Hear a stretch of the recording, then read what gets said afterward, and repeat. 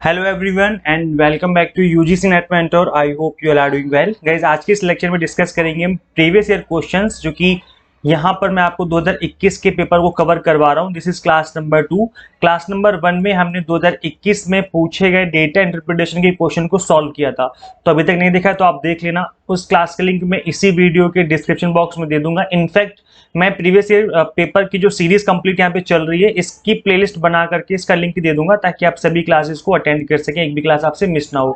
और guys, video में आगे बढ़ने से पहले मैं आपसे रिक्वेस्ट करता हूँ कि अभी तक चैनल को सब्सक्राइब नहीं किया है, सो मेक श्योर चैनल को सब्सक्राइब कर लें ताकि आपसे अपकमिंग वीडियोस के सभी नोटिफिकेशन मिलते रहें, कोई क्लास आपसे मिस ना हो। चलिए कंटिन्यू करते हैं। दिस इज अबाउट मी, जैसे कि आप सभी को पता होगा। एंड गाइस चलिए स्टार्ट करते हैं डायरेक्ट क्वेश्चंस। और अभी आप लोगों ने मुझे फॉलो नहीं किया तो मुझे फॉलो कर लो यूजीसी नेट मेंटर के नाम से। कहाँ पर? इंस्टाग्राम पर। क्योंकि कोई अपडेट अगर मैं नहीं दे पाता हूँ आपको यूट्यूब के थ्रू, तो मैं आपको इंस्टाग्राम पे दे देता हूँ अपनी स्टोरीज के थ्रू। सो यूजीसी नेट मेंटर के नाम से आप हमें इंस्टाग्राम पे भी फॉलो कर सकते हैं। सो चलिए फटाफट से क्वेश्चन पढ़ते हैं गाइस। तो क्वेश्चन नंबर 8 है आपका, the average of 10 number is 7 if each number is multiplied by 11 then the average of the new set of numbers। Guys देखिए, एवरेज की सबसे अच्छी बात यहाँ पर यही होती है, जिस स्टूडेंट को पता है वो इस क्वेश्चन का आंसर एक सेकंड से भी ज्यादा नहीं लगेगा। जैसे आप इस क्वेश्चन को पढ़ेंगे, फटाक से क्वेश्चन पे आंसर पे क्लिक करके आगे बढ़ जाएंगे। वो स्टूडेंट तभी इस तरह से आंसर कर पाएगा जब उसको एवरेज के फीचर्स पता हो, एवरेज की विशेषताएं पता हो। अब एवरेज की पता है क्या विशेषताएं होती हैं? एवरेज की विशेषता ये होती है कि जो भी एवरेज निकल के आता है, अगर आप सभी नंबर में जिन नंबर का यूज करते हुए आपने एवरेज निकाला है, उन सभी नंबर में अगर किसी नंबर से मल्टीप्लाई करते हो, तो यहां पर एवरेज में भी उसी नंबर से आप मल्टीप्लाई कर दोगे तो आपका आंसर सेम रहता है। ठीक है, जैसे एग्जाम या अगर आप डिवाइड करो तब भी सेम रहेगा। तो गाइस यहां पर मैं आपको बता दूं कि इस केस में मतलब इस क्वेश्चन में क्या बोला जा रहा था कि इस क्वेश्चन में क्या बोला जा रहा था, that the average of 10 number is 7। 10 number का जो एवरेज निकल के आया वो 7 निकल के आया। ठीक है, हमें एवरेज पता है। सभी नंबर में 11 से मल्टीप्लाई किया गया, जो 10 नंबर्स थे सभी में 11 से हमने मल्टीप्लाई कर दिया। तो वही सेम चीज आपको करनी है, आपको एवरेज में भी 7 से मल्टीप्लाई कर देनी है, आई मीन 11 से मल्टीप्लाई कर देनी है। तो जो एवरेज था हमारा 7 था, इसी में हम 11 से मल्टीप्लाई कर देंगे तो कितना हो गया? 77। So 77 is the right answer. Option number B is the correct answer of this question. तो गाइस ये चीज बहुत अच्छी है एवरेज की, कि अगर आप सभी नंबर में किसी नंबर की मल्टीप्लाई करते हो तो आप एवरेज में भी उस नंबर की मल्टीप्लाई कर दोगे और आपका आंसर वही रहेगा। ठीक है, तो इस तरीके से जो है आपका क्वेश्चन होता है, ये वाला होगा। ये वाला क्वेश्चन नंबर 9 है आपका, how many terms are there in the series. अब देखिए यहाँ पर इस तरह से नंबर सीरीज से क्वेश्चन भी आपके एग्जाम में पूछा जा सकता है, जहां पर आपसे ये नहीं पूछा गया है कि यहाँ पर बीच में नंबर कौन सा आएगा। आपसे ये नहीं पूछा गया, आपसे पूछा जा रहा है how many terms are there in the series. इस सीरीज में कितने टर्म्स हैं, कितने नंबर आएंगे टोटल सीरीज में। तो ये जो सीरीज है ये कुछ इस तरीके से स्टार्ट होती है, लाइक 168, फिर नेक्स्ट है 175, फिर 182, इस तरीके से चलती रहेगी और 266 तक जाएगी बस। तो गाइज ये जो सीरीज आपके सामने लिखी हुई है, इसमें कितने टर्म्स आएंगे आपको ये बताना है। तो इसमें क्या करना है, देखिए इस क्वेश्चन का करने का जो हमने तरीका सीखा था, आई थिंक आप लोगों को याद होगा, शायद 10th या 11th क्लास की बात है, आपने पढ़ा होगा अर्थमेटिक प्रोग्रेस। एपी सीरीज पढ़ी होगी आपने मैथमेटिक्स में। एक अर्थमेटिक प्रोग्रेस होती है और एक होती है ज्योमेट्रिक प्रोग्रेस। तो यहाँ पर अर्थमेटिक प्रोग्रेस के ऊपर ये जो क्वेश्चन था आपका बेस्ड था। अब इस क्वेश्चन के करने के दो तरीके हैं, एक तो आपका अर्थमेटिक प्रोग्रेस वाले फॉर्मूले से कर लोगे तब भी आपका आंसर आ जाएगा, या फिर अगर आप क्वेश्चन करते हो और यहाँ पर डायरेक्टली मतलब जो आपका शॉर्टकट तरीका है तो उससे भी आंसर आ जाएगा। मैं आपको दोनों तरीके से करके बता देता हूँ, जैसे भी आपको बेहतर लगे आप उस तरीके से कर लेना। पहले मैं आपको कराऊंगा अर्थमेटिक प्रोग्रेस वाले फॉर्मूले से। तो अर्थमेटिक प्रोग्रेस के अकॉर्डिंग जो फॉर्मूला होता है that is an is equal to a plus n-1d। अगर आपको याद होगा फॉर्मूला, तो इस तरीके से हमारा फॉर्मूला हुआ करता था। अब यहाँ पर an का मतलब है कि जो लास्ट टर्म है, अब लास्ट टर्म क्या है 266, so this is the last term, is equal to a का मतलब होता है प्रथम टर्म, मतलब पहला टर्म। इस सीरीज का पहला टर्म क्या है 168, तो हमने यहाँ पुट कर दिया 168 प्लस n-1। n का मतलब होता है नंबर ऑफ टर्म्स, तो हमें नहीं पता, हमें तो टर्म्स निकालने हैं, तो ये तो हमें निकालना है, ये भी नहीं पता है। और d का मतलब होता है डिफरेंस बिटवीन द नंबर्स। तो 168 के बीच में देखो 175 के बीच में कितना डिफरेंस, तो 7 का डिफरेंस है। आप देखेंगे सभी के बीच में 7 का डिफरेंस है। 175 से 182 के बीच में भी 7 का डिफरेंस है। तो ये जो फॉर्मूला इस तरीके से आपको अप्लाई करना है। अब 168 इधर आके माइनस का हो जाएगा, तो 266 में से माइनस कर देंगे हम 168, तो जैसे आप इसको माइनस करेंगे तो कितना बचेगा, यहाँ बचेगा आई थिंक 98 है ना, 98 बचेगा और ये हो जाएगा इक्वल में n-1 और ब्रैकेट में 7।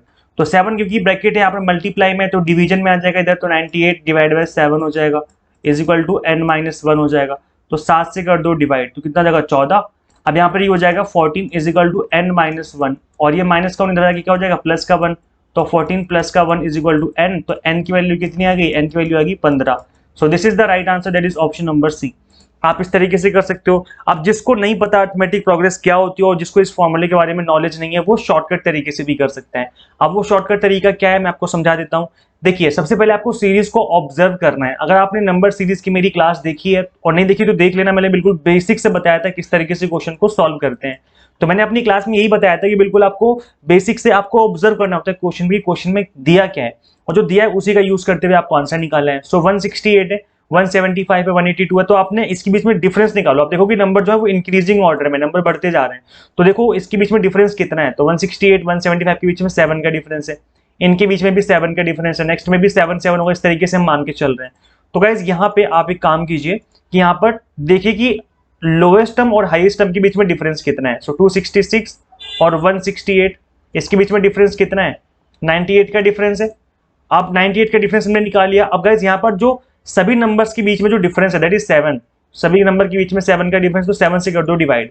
7 से जब हम डिवाइड कर देंगे तो कितना जाएगा 14 आ जाएगा और जितना आंसर निकल के आता है उसमें आप 1 ऐड कर देते हो। ऐसा इसलिए करते हो बिकॉज यहाँ पर आप पहले नंबर और लास्ट नंबर को लेकर के कैलकुलेट कर रहे थे, जिसमें अगर आप +1 नहीं करोगे तो इसका मतलब एक नंबर आपका छूट जाएगा। हमने दोनों नंबर को कंसिडर किया ना अपनी कैलकुलेशन में, तो अगर +1 नहीं करोगे अपने आंसर में तो एक नंबर छूट जाएगा आपका। तो यहाँ पर आपको नंबर ऑफ टर्म्स बताने हैं, तो यहाँ पर आपको +1 करना ही पड़ेगा। तो यहाँ पर 14 आपका आया था, डिवाइड करके +1 कर दोगे तो 15 आ जाएगा। तो आप इस तरीके से भी कर सकते हो, इस तरीके से भी आपका आंसर निकल के आ जाएगा। देखो बात एक ही है, यहाँ पर भी वही तरीका अपनाया जा रहा है लेकिन यहाँ पर डायरेक्ट किया जा रहा है विदाउट फॉर्मूला। नेक्स्ट क्वेश्चन इसमें पूछा गया था आपसे, सर्वे research is based on which of the following. तो जो सर्वे रिसर्च होती है वो किस पे, यार ये तो ऑब्वियस सी बात है कि पॉजिटिविज्म पे जो है इसका ये जो है सर्वे रिसर्च जो है वो बेस्ड होती है। नहीं पता तो मेरी क्लासेस देख लो ना आपने, अगर नहीं देखी तो रिसर्च मेथड्स वाली मैंने आपको रिसर्च मेथड्स करवा रखे हैं भाई, और अच्छे से करवा रखे हैं। नहीं देखा तो देखो सिंपल काम करो, यूट्यूब पे आप सर्च करो इस तरीके से यूजीसी नेट मेंटर, पहले आपको ये लिखना है यूट्यूब पे, देन जो भी टॉपिक आपको पढ़ना है, जैसे आपको रिसर्च पढ़ना है तो आगे लिख दो रिसर्च। अगर आपको रिसर्च नहीं पढ़ना, आपको पढ़ना है नंबर सीरीज, तो यूजीसी नेट मेंटर लिख करके आगे लिख दो नंबर सीरीज।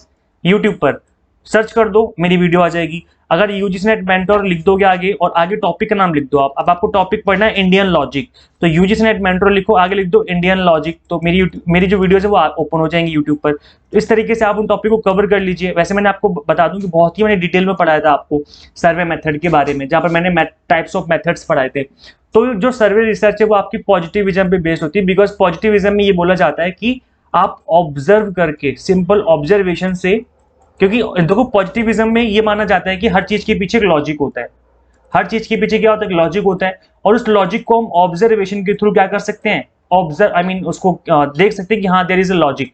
तो ऑब्जर्वेशन किया जाएगा। आप ऑब्जर्वेशन सर्वे के थ्रू, जो सर्वे होता है उसमें क्या करते हैं, हम चीजों को नोट डाउन कर रहे हैं, हम चीजों से पूछते हैं, लोगों से पूछते हैं और ऑब्जर्वेशन का यूज कर रहे हैं एक तरीके से। तो आपका सर्वे मेथड जो है तो होता है वो आपका पॉजिटिविज्म के ऊपर बेस्ड होता है। तो इस तरीके से जो है आपका आंसर यहाँ पे हो जाएगा। अब जिन बच्चों ने क्लास देखी उसका आंसर 1 सेकंड में निकल जाएगा, उसको वेट ही नहीं करना, वो सर्वे रिसर्च देखते ही पॉजिटिविज्म पे क्लिक मार के आगे बढ़ जाएगा। चलिए गाइस नेक्स्ट क्वेश्चन करते हैं। नेक्स्ट क्वेश्चन इसमें आपसे पूछा हुआ था some of the types of hypothesis. अब इसमें आपसे हाइपोथेसिस के टाइप्स पूछे हैं। ये टॉपिक तो मैंने आपको बहुत ही डिटेल में कराया हुआ है हाइपोथेसिस। देखिए मैंने आपको यहाँ पे बताया था अल्फा एरर के बारे में, बीटा एरर के बारे में, और टाइप 1 एरर, टाइप 2 एरर, ये सब मैंने ऑलरेडी आपको कवर करवा दिया है जो हाइपोथेसिस से रिलेटेड होते हैं। एक होती है आपकी नल हाइपोथेसिस, एक होती है आपकी ऑल्टरनेट हाइपोथेसिस।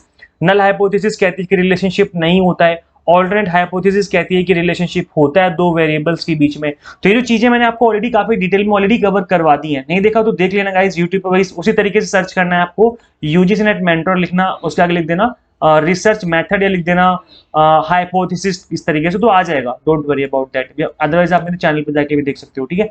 सो गाइस यहाँ पर आप देखेंगे कि जो टाइप्स ऑफ हाइपोथेसिस होती है वो कौन कौन सी होती है। देखो नल तो कंफर्म है, 100% कंफर्म है कि नल हाइपोथेसिस तो होती है। दो बेसिक हाइपोथेसिस होती है, एक नल और एक आपकी ऑल्टरनेट, जिसके बेस पे आप रिसर्च करते हो। तो नल और हाइपोथेसिस, ऑल्टरनेट तो होगी, तो नल तो कंफर्म है। इसके अलावा अब देखो यहाँ पर कंफाउंडिंग और इंटरवेनिंग तो नहीं हो सकती है क्योंकि दो वेरिएबल्स होते हैं, वेरिएबल्स की टाइप्स होती हैं कंफाउंडिंग एंड इंटरवेनिंग, तो ये तो आपका आंसर हो नहीं सकता। कॉजल आपका होती है, कॉजल जो है आपकी हाइपोथेसिस होती है और डिस्क्रिप्टिव भी होती है। तो अगर आपको इतना पता है कि नल होती है और कॉजल होती है, अगर आपको इतना भी पता है, आपको पता है कि बी भी आंसर है और ई भी आंसर है, तो आप अगर ऑप्शन में देखेंगे कि यहाँ पर देखो बी, यहाँ पर बी है, बी यहाँ पर भी है, बी यहाँ पर भी, बी यहाँ पर भी, तो बी तो कंफर्म है, ठीक है, बी तो आप इस तरीके से कंफर्म लगा लो। और ई जो है इस वाले ऑप्शन में गिवन है, तो बी यहाँ पर भी और ई यहाँ पर भी, इसका मतलब ऑप्शन नंबर बी आंसर आपका हो जाएगा।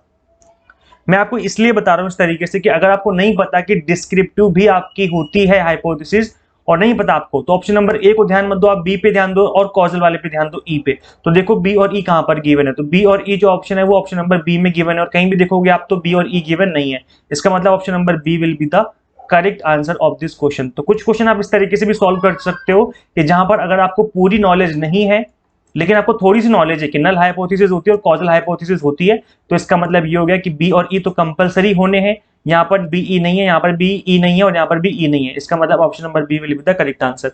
तो इस तरीके से आप एग्जाम में थोड़ा सा दिमाग लगाना है आपको और थोड़ा सा आपको फोकस्ड रहना है, तो डेफिनेटली आप क्वेश्चन का आंसर कर पाएंगे। आगे बढ़ते हैं गाइस, नेक्स्ट क्वेश्चन इसमें पूछा गया था आपसे कि number of sustainable development goal, देखो कितना इजी क्वेश्चन है, सस्टेनेबल डेवलपमेंट गोल पूछ लिया आपसे। तो देखो दो तरह के गोल हैं, एक मिलेनियम डेवलपमेंट गोल और एक सस्टेनेबल डेवलपमेंट गोल। मैंने दोनों को अच्छे से आपको कवर करवा दिया ऑलरेडी, देख लेना, अभी तक नहीं देखा है मैंने बहुत अच्छे से आपको पढ़ाया था, काफी डिटेल में कवर किया था। तो गाइज इसका राइट आंसर क्या होना चाहिए, 17। यहाँ पर जो सस्टेनेबल डेवलपमेंट गोल जो बने थे एसडीजी, वो कितने बनेंगे, 17 डेवलपमेंट गोल बने थे। अब आप लोग सभी लोग कमेंट करके बताना कि सस्टेनेबल डेवलपमेंट गोल के अलावा जो आपका मिलेनियम डेवलपमेंट गोल है उसमें कितने गोल है, इसमें कितने गोल हैं, आप लोग कमेंट करके बताएंगे, ठीक है। सो गाइस यहाँ पर सस्टेनेबल डेवलपमेंट गोल पूछे गए थे जो कि 17 थे, तो यहाँ पर इनको बनाया गया था आपको 2015 में, 2015 में इनको बनाया गया था, तो 2015 में बने थे और 2030 तक हमें इनको अचीव करना है। तो ये कुछ इस तरीके से इनको डिजाइन किया गया है। अब आप लोग कमेंट करके बताना कि मिलेनियम डेवलपमेंट गोल में कितने नंबर ऑफ गोल्स आते हैं, सभी लोग कमेंट करेंगे, ठीक है, ऐसा नहीं क्लास लेके चुपचाप से निकल गए, तो चुपचाप से होमवर्क भी क्या करो, दिस इज योर होमवर्क कि आपको कमेंट करके बताना है कि भाई मिलेनियम डेवलपमेंट गोल जो है कितने हैं और कब बने थे मिलेनियम डेवलपमेंट गोल, कब तक उनको अचीव करना था, ठीक है। चलिए आप लोग इतना काम करेंगे। नेक्स्ट है जिसमें क्वेश्चन आपसे पूछा गया था, देखो अब यूजीसी नेट के एग्जाम में थोड़े से अटपटे क्वेश्चन पूछे जा रहे हैं, पहले इस तरीके के क्वेश्चन एग्जाम में नहीं पूछे जाते थे। अब क्या है, जब से एनटीए एग्जाम ले रहा है तब से इस तरीके के क्वेश्चन भी एग्जाम में देखने को मिल रहे हैं। तो गाइस देखो कुछ क्वेश्चन होंगे टफ, डेफिनेटली टफ होंगे, बिकॉज वो क्वेश्चन के बारे में आपको आइडिया नहीं होगा कि कहां से पूछा जा रहा है, क्यों पूछा जा रहा है, लेकिन आया है तो करना पड़ेगा। तो गाइस यहाँ पर क्वेश्चन पूछा गया था कि Marshall McLuhan's name is associated with the assertion, यहाँ पर मार्शल मैक्लुहान्स ने क्या बोला है और किस चीज से रिलेटेड है ये। तो ये जो क्वेश्चन आपका, अब आप लोग में से कोई मुझे गैस करके बताएगा कि क्वेश्चन कौन सी यूनिट से है। ये क्वेश्चन आपका unit number 4 that is communication. अब देखिए इस क्वेश्चन में कहीं भी आपको पता लग रहा है कि जो क्वेश्चन है वो कम्युनिकेशन से पूछा गया है, लेकिन आप ऑप्शन देखिए बता सकते हैं कि हाँ हो सकता है कि क्वेश्चन कम्युनिकेशन से, बिकॉज यहाँ पर मैसेज की बात की जा रही है।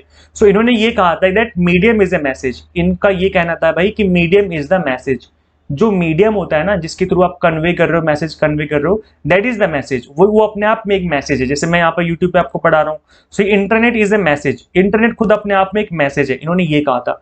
तो ये जो ऑप्शन नंबर बी है that will be the correct answer of this question. इस तरह के क्वेश्चन भी आपको एग्जाम में मिल सकते हैं, लेकिन गाइस घबराने की जरूरत नहीं है। जैसे कि मैं हमेशा कहता हूँ कि 50 में से 50 क्वेश्चन आपको सही करके आने भी नहीं है, कोई नहीं है जो 50 में से 50 कर पाएगा।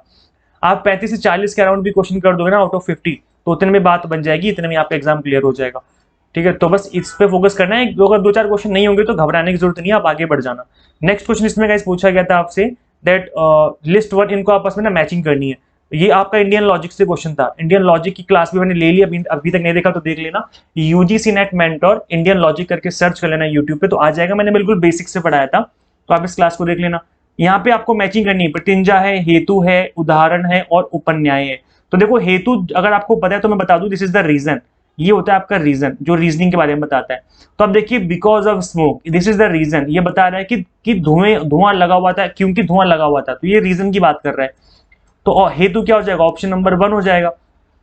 इसके अलावा उदाहरण का मतलब था एग्जाम्पल। आप देखो यहाँ पर कहाँ पे एग्जाम्पल दिया जा रहा है, यहाँ पर एग्जाम्पल किस चीज में दिया जा रहा है गाइस, प्रतिजन जो होता है आपका प्रतिजना जो होता है that is thesis, that is statement, जो सिंपल स्टेटमेंट लिखी है बस। तो जैसे यहाँ पर आप देख सकते हैं इन चारों में स्टेटमेंट कहाँ लिखी हुई है, the mountain has fire, this is the simple statement लिखी हुई एक तरीके से जिसको कि आपको प्रूव करना है। तो इसी को हम कहते हैं प्रतिजना, प्रतिजना मतलब थीसिस, जिसको कि आप प्रूव करते हो, ठीक है। और यहाँ पर इसके अलावा उदाहरण अगर हम बात करें उदाहरण की, तो उदाहरण क्या होता है, एग्जाम्पल। अब एग्जाम्पल आप किस तरीके से देते हो, जैसे यहाँ पे लिखा हुआ है where there is smoke there is a fire as in the kitchen, so this is an example, इस तरीके से एग्जाम्पल दिया जा रहा है। सो ये हो जाएगा आपका थर्ड सेकंड वाले का। और उपन्याय मतलब होता है एप्लीकेशन, एप्लीकेशन का मतलब होता है कि एक्चुअल में करके बताया जा रहा है कि किस तरीके से होता है। The mountain has also has smoke accompanied by a fire like the kitchen, जैसे किचन में फायर होती है ऐसे ही आपके जो आपका माउंटेन उस पर भी स्मोक उठ रहा है, इसका मतलब वहां भी क्या होगा, आग लगी होगी। तो ये क्या एक तरीके से एप्लीकेशन बता रहा है। एप्लीकेशन का मतलब होता है यूज, उसका यूज बता रहा है कि जैसे धुआं, हमारे धुआं निकलता है ना किचन में, इस तरीके से वहां आग लगी होती है, मतलब खाना बना रहे होते हैं हम लोग, इसी तरीके से माउंटेन पे आग लगी है, इस वजह से वहां पे धुआं निकल रहा है। तो जो इसका राइट आंसर हो जाएगा वो हो जाएगा आपका ऑप्शन नंबर, आई मीन इस तरीके से हो जाएगा, हेतु का हो जाएगा ये वाला, प्रतिजना का हो जाएगा स्टेटमेंट, उदाहरण का हो जाएगा ऑप्शन नंबर ये वाला सेकंड वाला, और उपन्याय का हो जाएगा फोर्थ, तो फोर्थ का हो जाएगा फोर्थ, ठीक है। सो इस तरीके से इसका आंसर हो जाएगा। आई होप आपको समझ में आ गया होगा। एंड गाइज आप लोग ना क्लास देखने के बाद ना कमेंट नहीं करते, कमेंट करके बता दिया करो क्लास कैसी लगती है यार, आप लोग कमेंट नहीं करते बिल्कुल भी। और इस क्लास की पीडीएफ मैं शेयर कर दूंगा आपके टेलीग्राम ग्रुप में, ताकि आप लोग इसको डाउनलोड करके बाद में भी रिवाइज कर सकें। और अभी तक यार चैनल को सब्सक्राइब नहीं किया तो कर लो, नाला को क्लास देखिए चुपचाप से चले जाते हो, चुप जाना नहीं है, चैनल को सब्सक्राइब कर लो ताकि अपकमिंग वीडियोस के सभी नोटिफिकेशन मिलते रहे, आपकी कोई क्लास मिस ना हो। अपकमिंग डेज में और अच्छी अच्छी क्लासें आने वाली हैं, सो मेक श्योर कि आप इस चैनल को सब्सक्राइब जरूर कर लें, साथ ही बेल आइकन प्रेस कर लें ताकि आपको अपकमिंग वीडियोस के सभी नोटिफिकेशन मिलते रहें। इसके अलावा गाइज अगर आप यूजीसी नेट का कंप्लीट क्रैश कोर्स ज्वाइन करना चाहते हो, जो कि अभी अपकमिंग एग्जाम का स्पेशल 30 डेज क्रैश कोर्स चलाया जा रहा है, तो उसके लिए आप हमारी एंड्रॉइड ऐप इंस्टॉल कर सकते हो यूजीसी नेट मेंटर के नाम से, एंड्रॉइड अपने प्ले स्टोर पर जाकर के। तो उसको इंस्टॉल करने के बाद आपको ये सभी चीजें मिल जाएंगी, लाइक पेपर वन आपको मिल जाएगा यहाँ पर, जो कि विद इन 30 डेज आपको कवर करवा दिया जाएगा। इंग्लिश हिंदी दोनों मीडियम में है, यहाँ पर जो क्रैश कोर्स है वो इंग्लिश हिंदी दोनों में है, इंग्लिश भी है हिंदी भी है। जो जैसे मैंने आज क्लास ली है तो ये तो मैंने केवल इंग्लिश में लिया है, लेकिन जो क्रैश कोर्स है वो हिंदी प्लस इंग्लिश दोनों मीडियम में है। कॉमर्स भी ऑलरेडी स्टार्ट हो चुका है, मैनेजमेंट आपको नेक्स्ट सेशन से अवेलेबल हो जाएगा। और यहाँ पर एनटी जिस तरीके से क्वेश्चन पूछ रहा है उस तरीके से चीजों को कवर किया हुआ है। ऑनलाइन मॉक टेस्ट है ताकि आप प्रैक्टिस कर सकें, पीडीएफ फॉर्मेट में स्टडी मटेरियल भी है, तो इसे आपको इंस्टॉल करके एक बार खुद से गो थ्रू कर लेना, काफी कुछ यहाँ पे आपको सीखने को मिल जाएगा। गाइस इस वीडियो में इतना ही, मिलते हैं नेक्स्ट वीडियो में। Thank you so much for watching this class.